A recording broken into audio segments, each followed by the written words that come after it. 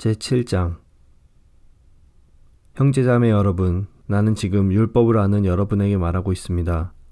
여러분은 율법이 사람이 살아있는 동안에만 그 사람을 지배한다는 것을 알지 못합니까? 이를테면 결혼한 여자는 남편이 살아있는 동안에는 법에 의해 남편에 매여 살아갑니다. 하지만 남편이 죽으면 그 여자는 남편에게 매여 있던 법에서 해방됩니다.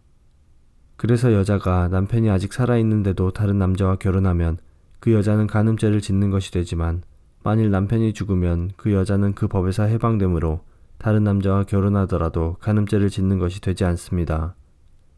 내 형제자매 여러분, 이와 같이 여러분들도 그리스도의 몸으로 말미암아 율법에 대해 죽었습니다. 이제 여러분은 하나님께 열매를 맺기 위해 다른 분, 곧 죽은 사람들 가운데서 살아나신 그분의 사람이 되었습니다.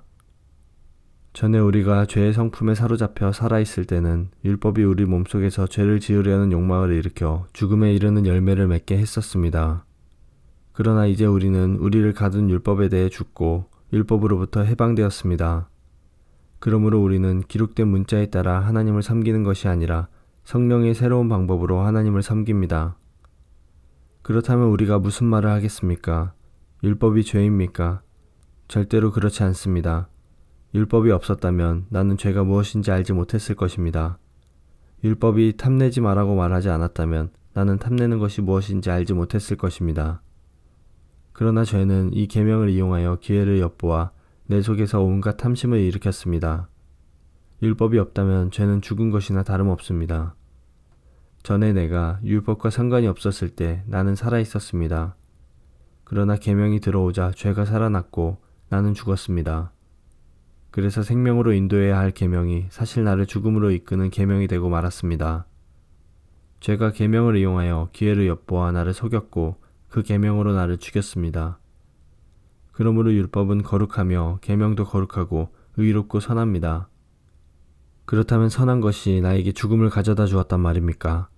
절대로 그렇지 않습니다. 죄가 죄인 것으로 드러나도록 하기 위해서 죄는 선한 것을 이용하여 나에게 죽음을 가져왔습니다. 그리하여 죄는 계명을 통해 한층 더 죄의 참모습을 드러내게 된 것입니다. 우리는 율법이 영적인 것이라는 사실을 압니다. 그러나 나는 영적이지 못하며 죄의 노예로 팔린 몸입니다. 나는 내가 하는 일을 이해를 못하겠습니다. 내가 하고 싶어 하는 일은 하지 않고 미워하는 일을 행하고 있으니 말입니다. 내가 그런 일을 하면서도 그 일을 원하지 않는 것은 율법이 선하다는 것을 인정하는 셈입니다. 그런데 이제는 원하지 않는 일을 하는 존재는 내가 아니라 내 안에 살고 있는 죄입니다. 나는 내 안에, 다시 말해서 나의 죄악된 본성 안에 선한 것이라고는 하나도 존재하지 않는다는 사실을 압니다.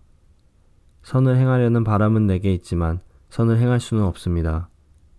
나는 원하는 선은 행하지 않고 원하지 않는 악은 행합니다. 내가 원하지 않는 일을 행하고 있다면 그 일을 행하는 자는 내가 아니라 바로 내 안에 살고 있는 죄입니다. 그러므로 나는 이런 법칙을 발견했습니다. 선을 행하려는 마음은 나에게 있지만 악이 나와 함께 있다는 것입니다. 사실 나의 속 중심에서는 하나님의 법을 즐거워합니다. 그러나 나의 몸의 여러 부분들에서는 다른 법이 작용하고 있습니다. 그 법이 내 마음의 법과 싸워 나를 내 몸에서 작용하고 있는 죄의 법에 사로잡히게 합니다. 나는 참으로 비참한 사람입니다. 누가 나를 이 사망의 몸에서 구원해내겠습니까? 우리 주 예수 그리스도로 인하여 하나님께 감사합니다. 그러므로 나는 마음으로는 하나님의 법에 복종하는 반면 죄악된 본성으로는 죄의 법에 복종하고 있습니다.